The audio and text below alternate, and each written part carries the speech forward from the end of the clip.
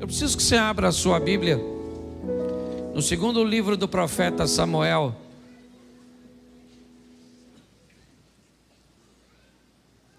Do capítulo de número 22. A partir do verso de número 17.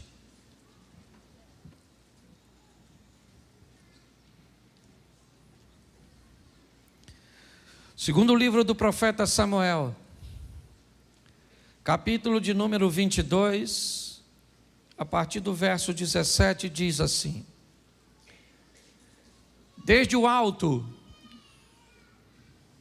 enviou e me tomou, tirou-me das muitas águas, livrou-me do meu possante inimigo e daqueles que me tinham ódio, porque eram mais fortes do que eu.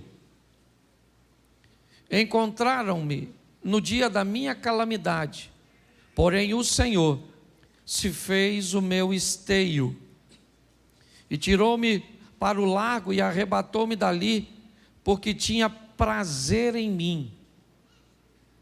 Recompensou-me o Senhor conforme a minha justiça, conforme a pureza das minhas mãos, me retribuiu. Porque guardei os caminhos do Senhor e não me apartei impiamente do meu Deus. Vamos embora. 24. Porém, fui sincero perante ele e guardei-me da minha iniquidade. E me retribuiu o Senhor conforme a minha justiça, conforme a minha pureza diante dos seus olhos. Com o benigno te mostras benigno, com o varão sincero te mostra sincero, com o puro te mostra puro, mas com o perverso te mostra avesso. Feche os seus olhos. Senhor nosso Deus e Pai, em nome de Jesus, continua falando conosco e usa-me como um canal de bênção nesta hora. Fala conosco não aquilo que queremos ouvir, mas aquilo que precisamos ouvir.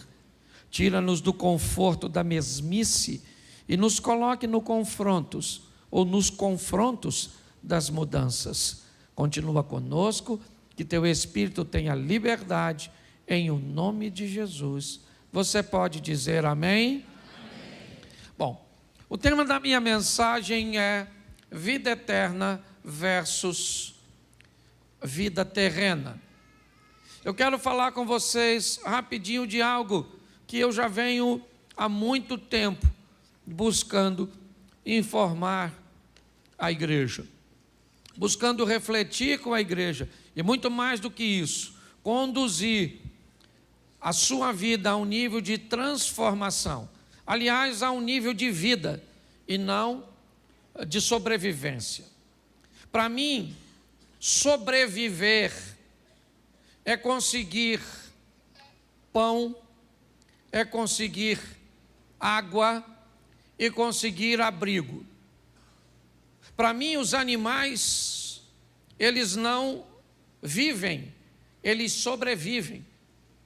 Todos os dias, eles saem para caçar ou para serem caçados. No final do dia, boa parte deles que começaram não chegam. Cederam suas vidas para que outros vivessem. Você não vai ver esses animais aspirando objetos e coisas como nós. Nós vamos descobrir que eles, na verdade, eles não vivem, eles sobrevivem. Porque sobrevivência é diferente de viver.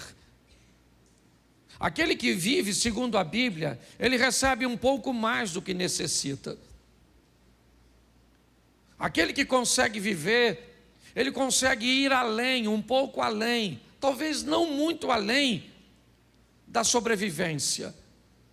Mas com certeza ele precisa romper este limite Aquelas pessoas que conseguem apenas obter o necessário e pronto, na verdade o que elas estão fazendo é sobrevivendo e não vivendo.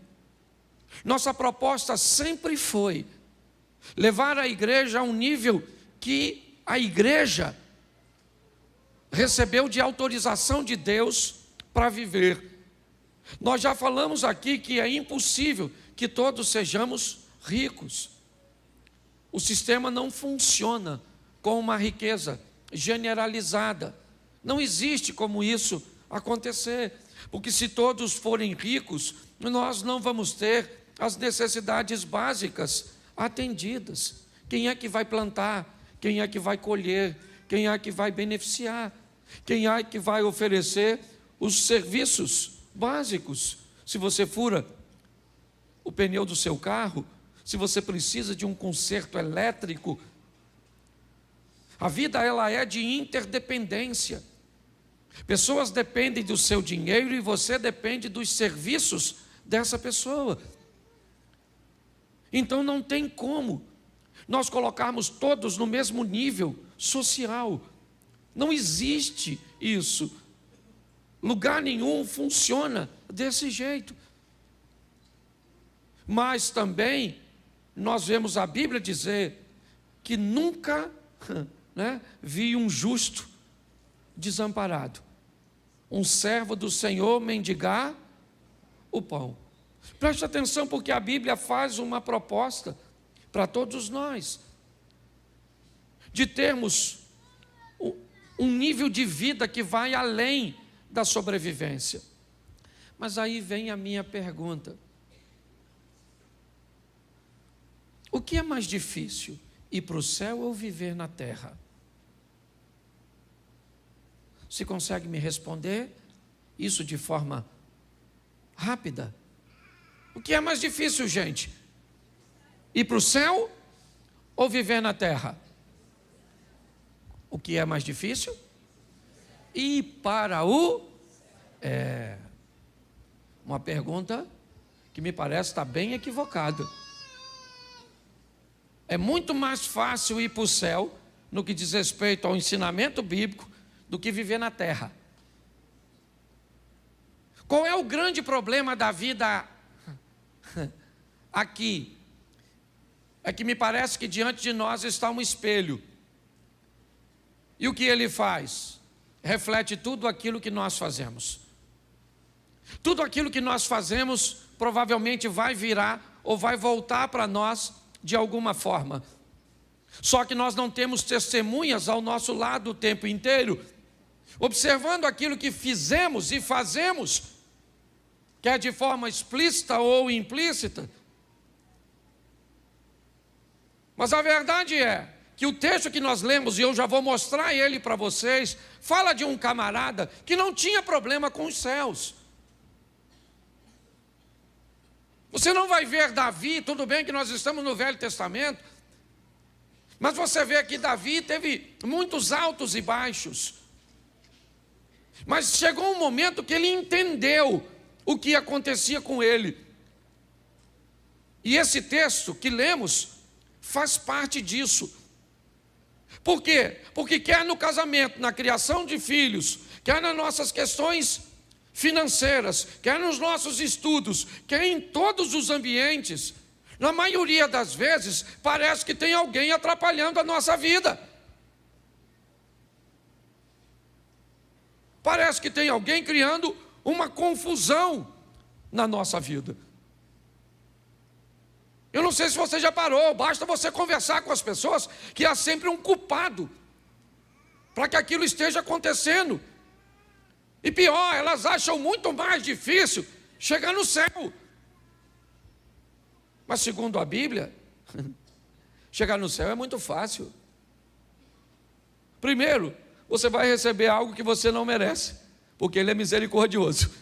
Então, se você está buscando merecimento para entrar no céu, você está perdido. Não vai entrar nunca. Porque melhor que você seja, você nunca vai merecer. A minha pergunta é: um Deus que quer nos salvar, criaria um sistema tão difícil de ser alcançado? Não. Por que é que pessoas então nos oprimem tanto, buscando fazer com que creiamos que não temos direito a entrar no céu? Talvez seja uma boa pergunta. Por que é que pessoas dificultam tanto, estabelecendo condições que a Bíblia nunca falou que era necessária para entrar no reino de Deus? Então, primeiro eu preciso mostrar a você que entrar no céu é fácil. Difícil é viver na terra. Poxa, pastor, nunca pensei nisso, mas eu queria que você fosse pensando hoje. Aliás, não fosse pensando, fosse pesquisando o que eu vou te falar. Porque pode ser que para você eu esteja falando um montão de besteira, então eu quero que você pesquise. Certa vez, um carcereiro está tentando tirar a sua própria vida. E quando ele está tentando tirar a sua própria vida, ele conversa com Paulo e Silas e diz para ele: o que eu tenho que fazer para entrar no reino de Deus? O que eles respondem? Sabe o que é?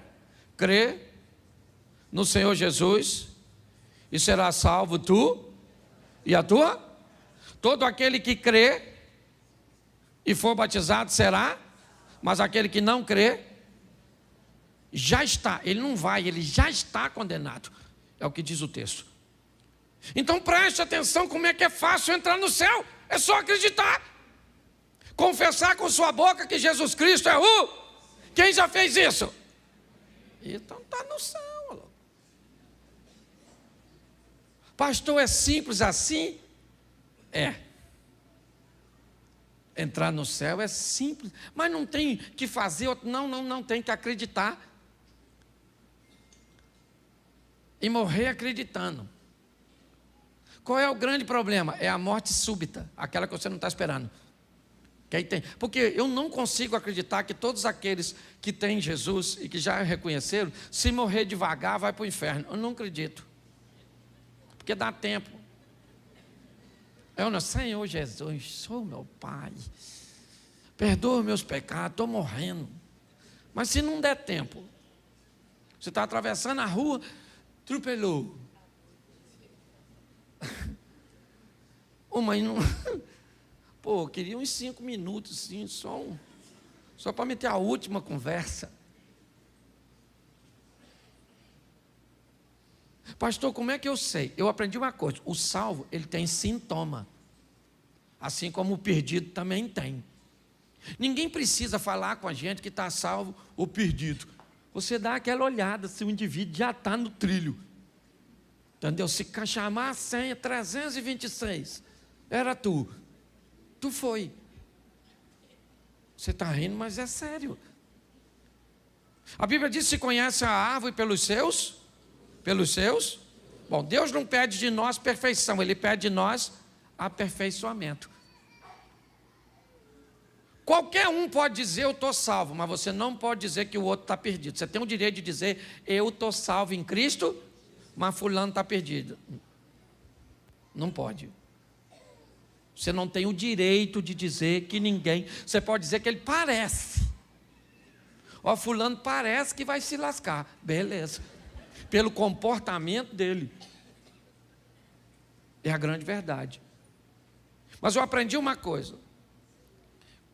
Quando eu entrei na igreja, eu tomava um birinade. Lembra disso, Jane? Essa era a minha comparsa. Tomávamos grau, gostava de tomar. Aliás, eu parei de beber, hoje não gosto de nada de bebida, porque minha família toda tem problema no DNA da família. Não, a quantidade, você sabe, conhece? Não, você conhece minha família.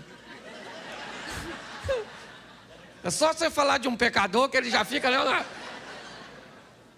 Mas sabe, perdi uns 3 ou 4 primos, tios, certo? 2 irmãos, por causa da... Então eu não gosto, esse negócio de bebida não gosto. Mas quando eu me converti, eu tomava uns negócios assim ainda. Às vezes ficava meio alto, assim. Crente em Cristo Jesus, louvado seja Deus. Eu falava palavrão, você falava também? Não, que ninguém falava. Isso aqui eu acho que eu vim pregar no céu, na verdade. Deixa eu ver se eu morri. Eu acho que... Não, eu tinha um montão de coisas que eu não consegui me libertar. simultaneamente ou instantaneamente. Aceitei Jesus, alguém falou, agora você é santo. Fui para casa caçar o santo. Achei na fotinha, no crucifixo, mas estava ruim de achar em mim. E até hoje eu ainda procurando. Não com tanta diligência quanto antes. Eu aprendi que a cada dia que passa, você pode se tornar uma versão melhor de você mesmo. Onde o pecado vai dando lugar ao poder de Deus. Onde você vai destruindo o velho homem gradativamente. Mas você vai conseguir destruir tudo, sim ou não? Não, o apóstolo Paulo tentou. Estou com uns pés na carne, o que Deus disse, Paulinho, a minha graça te basta. Porque o meu poder se aperfeiçoa na... Então ninguém nunca vai ser perfeito. Então pare de achar que você vai ser perfeito. Agora também você não pode ser nó cego demais. Porque senão quer dizer que você está perto do chifrudo. Você olha para a pessoa e diz, nossa, essa pessoa é uma pessoa mansa. 364 dias do ano. Um dia ela estourou. Ah, vou matar todo mundo! Deixou de ser crente? Não, só mostrou que não é perfeito.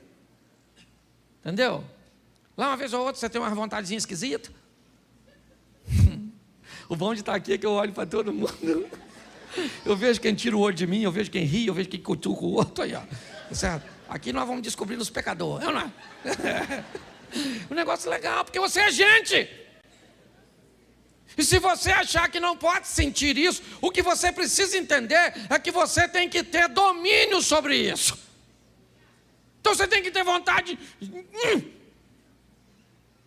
Mas não. Entendeu? Queria esganar. Morde a língua. Depois fala com Deus, Senhor. O Senhor sabe que eu em pensamento matei, esquartejei, enterrei. O Senhor sabe até onde que eu fiz aqui. Certo? Porque você é gente. Hoje eu vejo pessoas buscando uma santidade utópica, inexistente. Um relacionamento com Deus que não existe. Um dia vai existir, porque quando vier o que é perfeito, então o que é em parte vai ser aniquilado. E você vai receber um novo corpo, um novo nome. Amém? E aí você vai estar com ele em glória. Aí é beleza. Mas enquanto estiver aqui, meu filho, você tem que entender. Então eu aprendi uma coisa na minha vida. Que fé e temor a Deus me leva para o céu, mas não me dá uma vida boa aqui na terra. Vida boa aqui na terra, eu preciso, vida boa de verdade, ok? Então estou falando boa de verdade, está em viver dentro dos princípios e valores de Deus. E um deles, porque não dá para falar de muitos, é a lei da semeadura. Me entenda bem, quem vive bem aqui na terra, obedecendo valores e princípios, que estão na Bíblia e algumas pessoas sequer são capazes de notar, porque muitas vezes parece que não está na Bíblia, ou a Bíblia não te ensina a buscar fazer tudo o que você for fazer da melhor maneira possível. Como é que se faz algo da melhor maneira possível? Obtendo o máximo de conhecimento possível em torno daquilo que vai ser executado. E como é que se reúne o máximo possível de informação daquilo que precisa ser executado? Estudando, adquirindo informação, conhecimento, ferramentas. A Bíblia diz isso. Porém, quando você vê alguém que não frequenta a igreja, mas que buscou o máximo de informação daquilo que vai executar, executa aquilo com maestria, é alguém que aprendeu a fazer aquilo que veio à sua mão da melhor maneira possível, tem sucesso. Mas não faz sentido, porque o cara está num ambiente idólatra. E eu estou num ambiente religioso, crendo no Deus Todo-Poderoso e com fé em Cristo. Isso vai fazer você ir para o céu, não viver bem aqui na terra. Isso também não significa que esse que cumpriu os princípios sem fé vai para o céu. São duas coisas distintas. Aliás, a Bíblia sempre fez essa distinção: vida terrena, vida eterna. Você vê que o salmista tem uma crise muito grande quando ele olha para um ímpio prosperando. O que nós temos que entender é a maturidade, ou ter a maturidade para entender que os princípios e valores, quando são obedecidos, me traz uma prosperidade terrena. Que a fé e o temor a Deus me levam para o céu. E se eu quero viver o que a Bíblia me oferece como proposta, eu tenho que unir as duas coisas. Viver uma vida excelente aqui na terra e depois ir para o céu. O salmista, aqui Davi, mas não no Salmo, no livro do profeta Samuel, eu quero só voltar lá e ler, e eu vou terminar com vocês. Bota o 17 de novo. É isso, começamos? Não, foi no 18. Isso. Preste atenção no que ele está dizendo. Livrou-me do meu possante inimigo e daqueles que me tinham ódio, porque eram mais fortes do que eu. Preste atenção, deixa aí só um minutinho. Davi enfrentou muitos inimigos, sim ou não? E muitos desses inimigos ele enfrentou porque era valente, porque tinha gente valente do seu lado, porque tinha armas necessárias e estratégia necessária, sim ou não? Então ele não precisava de Deus.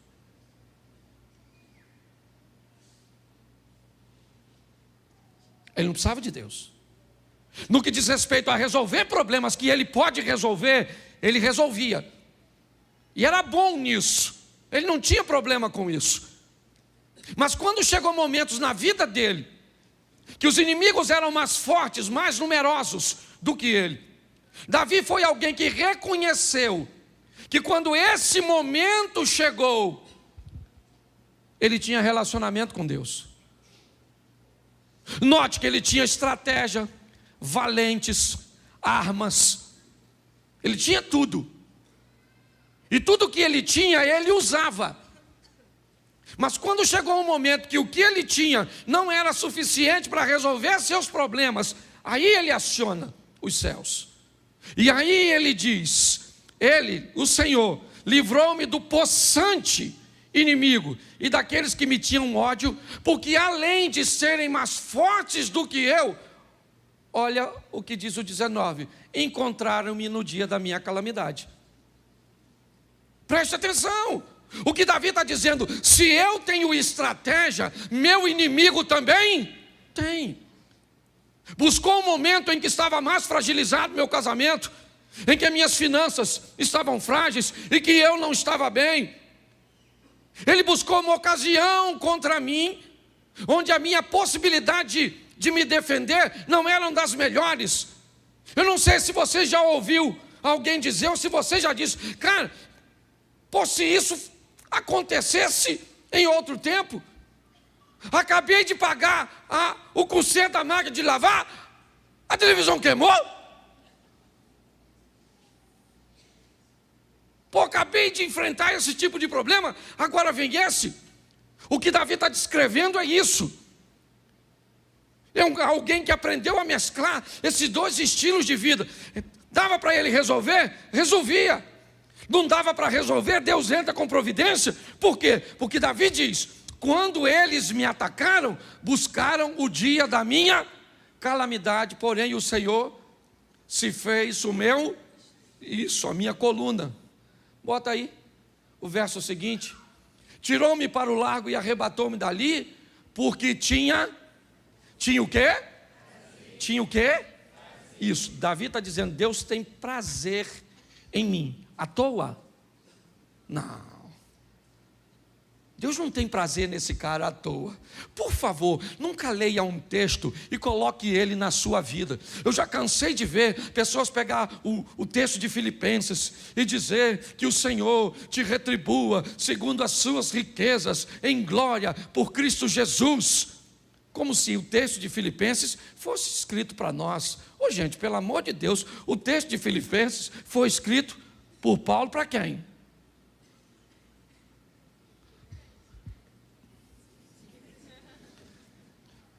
texto dos Filipenses foi escrito pelo apóstolo Paulo para quem?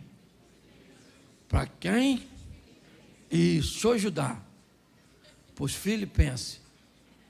O texto que Paulo escreveu nos Filipenses é para os Filipenses. É para mim? É para você? É para quem? Pode ser meu? Pode ser meu? Pode ser seu?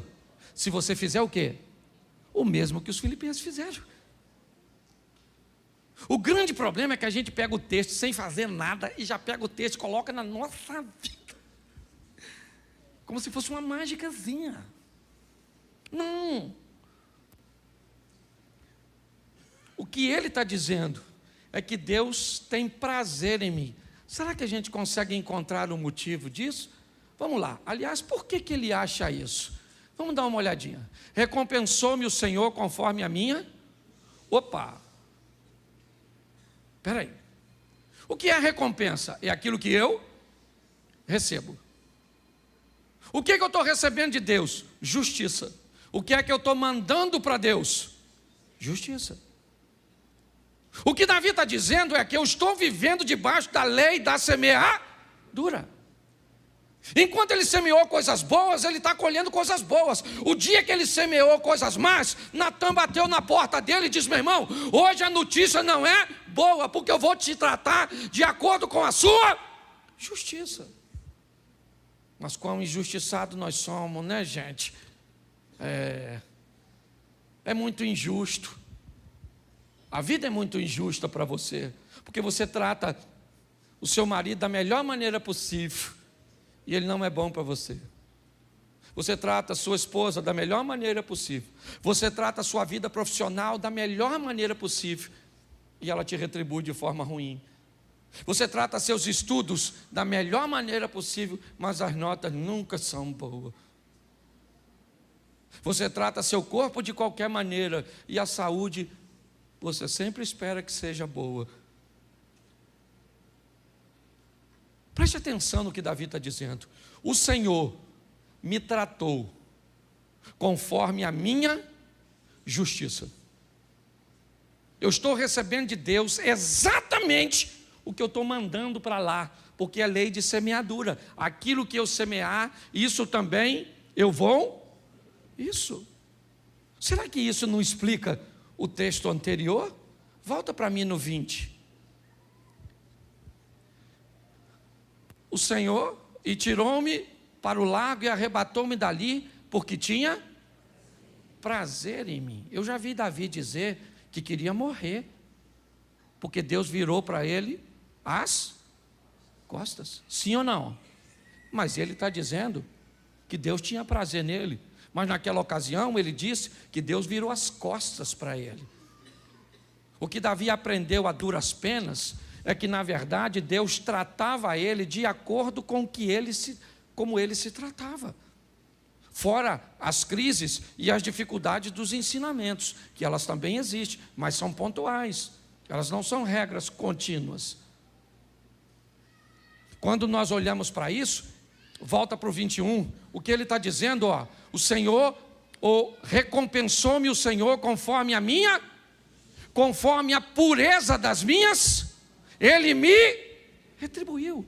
Davi só está dizendo isso, gente. Eu não estou recebendo da vida nada mais, nada menos que eu não esteja mandando para ela. Nós queremos da vida o mesmo que a vida quer de nós. Decisões assertivas. A vida não age. Não há possibilidade na vida em agir. A vida só reage. Todas as vezes, isso é lei da física, toda ação causa uma reação. O grande problema é o que nós estamos fazendo. Ele está dizendo coisas boas a respeito de Deus. O Senhor me escolheu, o Senhor me defendeu, mas está bom, então por que não me defende? Então por que Deus não entra com providência a meu respeito? Eu tenho que pregar o Evangelho e a palavra de Deus direito. O que ele está dizendo ali é o seguinte: recompensou-me o Senhor conforme a minha justiça. Mas pastor, não é favor imerecido?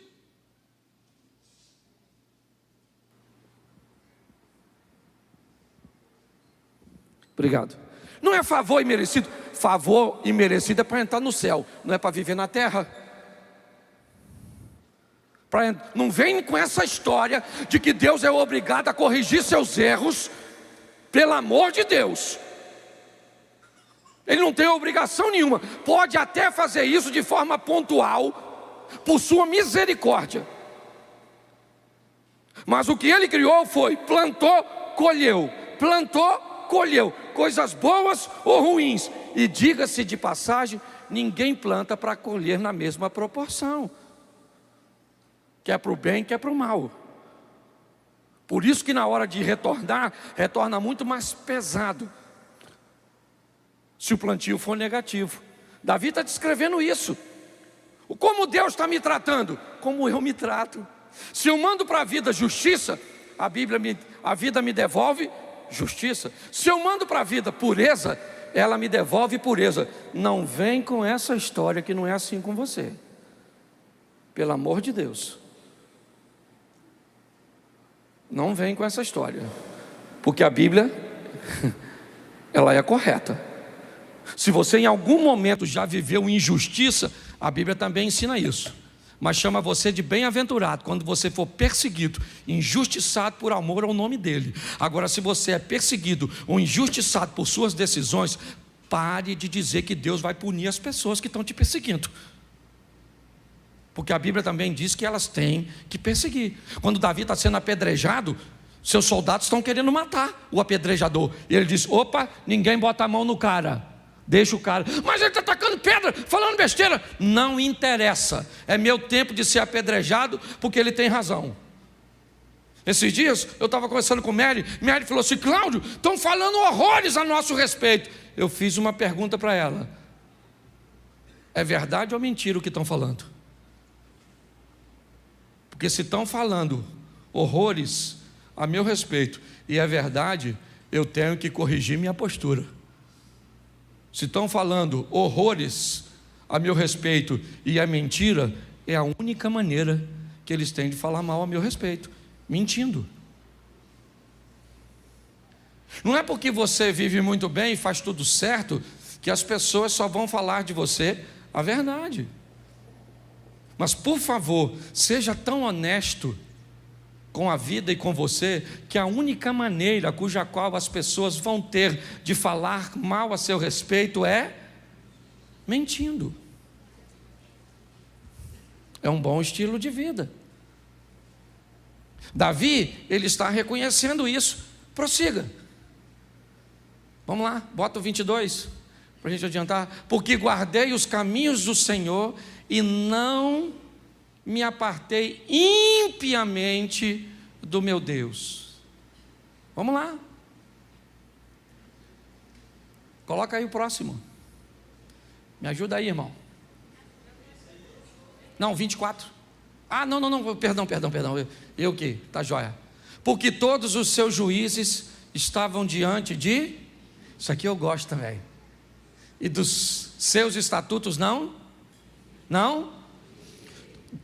Davi está dizendo que todos os juízes estavam diante onde? Olhando para a vida dele?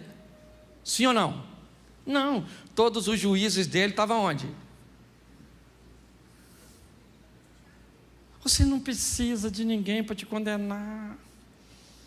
Você já esconde por quê? Porque o juiz diz para esconder. Então quando você vai ver, você vai ver. Você responde e apaga. Você vê escondido. Tem uma senha criptografada. Certo? Esse dia eu vi um post que eu achei o maior barato. Um cara simbolizando a morte para o outro na rua e diz: aí, amigo, você deixou seu telefone em casa aberto. Sua mulher viu tudo. Quer ir para casa ou quer ir comigo, já para adiantar?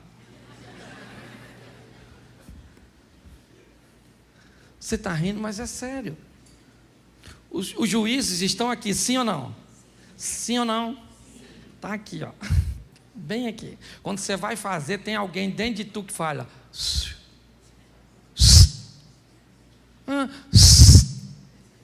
Não faz.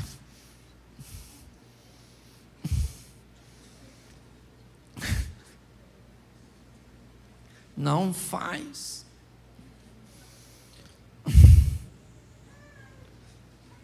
Não faz. Aí você vai ir, mas o juiz estava lá, sim ou não? Sim ou não? Sim. Você se apaixonou por um homem casado. Oh, meu Deus. Mas todo tipo de amor é válido. Claro que é. Entra nessa. O chifrudo também ama. O Satanás, vai lá. Você está rindo, mas é sério. Davi está dizendo, os juízes estavam diante de mim e de seus estatutos não, todo mundo que vai pecar, peca sabendo, sim ou não? Sim ou não? Sim. Isso. Dá quase um comboio para o inferno. Certo? Vamos lá, porque eu não posso demorar muito, já estou quase acabando. Aliás, o tempo já estourou. Coloca, porém, fui sincero perante isso. Repita comigo, quem fala de fraqueza não fala de fracasso. Pensa num troço que a fraqueza odeia. Sabe o que é? Compartilhamento. O poder da fraqueza, ela diminui, mas de uma forma muito intensa, desde que você compartilhe. Não dá para compartilhar com qualquer um, diga de passagem, né? Pelo amor de Deus, não sai abrindo. Chega aqui dentro da igreja e acha o primeiro. Tem gente aqui que não guarda dinheiro, vai guardar segredo. Certo? Então cuidado para você que conta, mas você tem que contar às vezes. Está numa tribulação, você fala, Senhor, vou chamar fulano que é muito meu amigo. E vai lá e abre. Fala, rapaz, eu estou nessa situação. E você vai ver. Agora, quem não fala de fraqueza, pode ter certeza que mais à frente vai falar de... Está aí a doutora Diana, certo? Especialista na área. Sabe o que eu estou falando? Ele diz, fui sincero perante ele, sinceridade, e guardei-me da minha... Agora preste atenção para a gente terminar. Mais uma vez, e me retribuiu o Senhor conforme a minha pureza diante dos seus. Preste atenção. Com o benigno, ele te mostra o quê? Então Deus é bom para quem é? Com o varão sincero, ele te mostra. Quem age com Deus com sinceridade, recebe o que de volta da vida? Vamos lá. Com o puro te mostra, mas com o perverso, opa,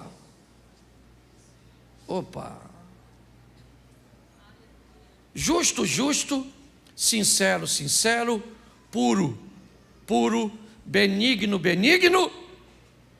mas perverso, ele não se mostra perverso, não, ele não pode mudar a sua natureza. Deus é bom, não há nele maldade. Mas quando alguém é perverso, a vida não dá para ele bondade. Preste atenção. Quando você é justo e alguém quer ser injusto, Deus entra e transforma a injustiça em justiça e você é abençoado. Ramã, lembra? O rapazinho que estão fazendo injustiça com ele e querem matá-lo, quem é que sobe no cavalo? Ele. Quem é que é morto? Mordecai, seu opositor. Porque ele era justo, tentaram tratá-lo com injusto e Deus entrou com providência. Com o puro, se alguém quiser agir com você de forma impura, Deus entra com providência. Mas com o perverso, quando alguém quiser ser perverso com você, Deus não intervém. Eu tenho ouvido muito falar que Deus é amor. Você já deve ter ouvido falar isso. Deus é amor. Deus é amor. Eu não diria que essa informação está errada, porém eu diria para você que ela está incompleta. Um bolo é farinha, sim ou não? Sim ou não? Não. Um bolo é farinha? Ele é farinha. Ele é o quê? Ovo, ele é manteiga? Ele é fermento? Ele é leite? Então preste atenção. Quando alguém diz Deus é amor e qualquer tipo de amor vale, eu estou dizendo que Ele é só amor, mas não é justiça. Eu mostrei para vocês hoje aqui que a vida está te devolvendo o que você está dando para ela. E se você acha que é injusto, vai conversar com Ele e pergunta se é injusto, ou será que os juízes e os estatutos já não depõem contra você. Nossa proposta é melhorar a sua vida, é fazer com que você saia daqui com uma vida muito melhor. Fazendo o quê? Obedecendo a Deus. Não, o que eu quero é ir para o céu. Então viva de qualquer maneira, com fé em Cristo. E você morre e vai para lá. Agora não reclame de ter uma vida ruim aqui. Pare de olhar a vida dos outros. Eu falo sempre isso. Gente, ela está aqui, me acompanha, meu filho deve estar aí, minha nora está aqui. Mas ela lida comigo o quê? Quantos anos? 10 anos. Quando você viu desgraça na minha vida, me viu em dor, me viu isso, me viu aquilo, endividado, mais de 90% dos problemas que eu resolvo são dos outros, não são meus. Eu não tenho problema, é lógico que tenho, mas pode ter certeza que os meus são bem pequenos, mas eu tenho. E por que não são grandes? Primeiro, porque eu não deixo crescer. E segundo, por que já não chegam aqui grandes? Porque eu tenho um sistema de prevenção para que isso não aconteça. Por favor. Às vezes eu olho para a igreja e digo: Senhor, dê para ela aquilo que o Senhor tem me dado. Me dê condições de compartilhar com meus irmãos. Um casamento que não é perfeito, mas é legal. Uma família que não é perfeita, mas é legal. Uma situação financeira que não é abundante, mas é legal. Amigos que não são perfeitos, mas são legais. Uma saúde que não é perfeita, mas é legal. Me dói quando eu vejo pessoas sofrendo de uma forma contínua. Pegue esses estatutos e esses princípios, e principalmente o da lei da semeadura, e trate sua vida de forma diferente, sem desculpas, sem. Feche seus olhos agora. Pai, em nome de Jesus, ninguém mais que o Senhor quer nos ver vencendo, quer nos ver felizes. Ninguém mais que o Senhor tem trabalhado o tempo inteiro para que isso aconteça, nos dando informações cujas quais tragam o teu poder para perto de nós. Quando mandamos justiça, se alguém tentar ser injusto, o Senhor entra com providência. Quando mandamos bondade e misericórdia, se alguém ousar e tentar, o Senhor entra com providência. O Senhor é aquele que entra na fornalha, na cova dos leões, que abre o mar, rio, que entra na prisão, que traz um terremoto. Mas o Senhor também é aquele que permite que os leões devorem antes mesmo de tocarem o solo. O Senhor também é capaz de fazer com que o fogo que não matou uns consuma outros. A água que não afogou afogue outros. O fogo que consumiu aqueles homens cujo Elias profetizou.